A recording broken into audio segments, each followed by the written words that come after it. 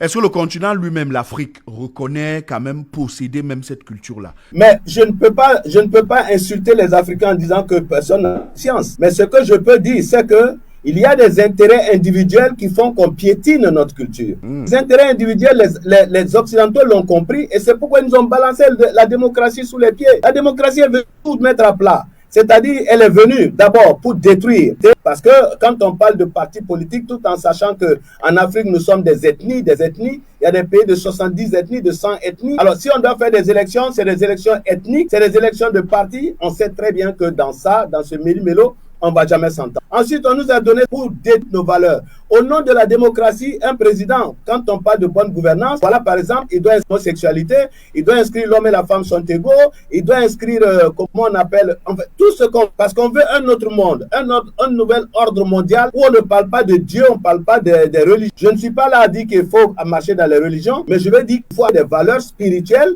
sans lesquelles l'homme n'est rien. Or là, on nous a entraînés où, vous voyez aujourd'hui nos intellectuels, on a l'impression que la chose la plus facile, c'est d'être président de la République. Tous les Africains, on a l'impression que c'est le boulot le plus facile dans un pays, être président de la République. C'est-à-dire, c'est donné à n'importe qui. Pour être maçon, il faut se former. Pour être menuisier, il faut se former. Pour être un chirurgien, il faut se former. Pour être comment on appelle, un électricien, il faut se former. Mais pour être président de la République, tout le monde peut y aller. Alors, vous voyez que lorsqu'on nous met dans ça, où sont les valeurs africaines? Les rois n'étaient pas des imbéciles. Nous avions des rois et ça marchait, on ne se tuait pas, on se développait. Alors aujourd'hui, on nous dit démocratie. Tout le monde est présent. Sur 22 millions d'habitants, tout le monde est présent. Que vous croyez que c'est sérieux? Il n'y a pas de nos hommes politiques. Hein? Tout le monde, vous voyez quelqu'un qui est docteur pendant 9 ans pour être médecin, qui a fait des études pour être électronicien, pour être informaticien. Il peut abandonner tout ça pour aller prendre un poste politique. Parce que là-bas, on gagne facilement de l'argent. On n'a pas besoin de travailler. Voilà où on nous amène en Afrique.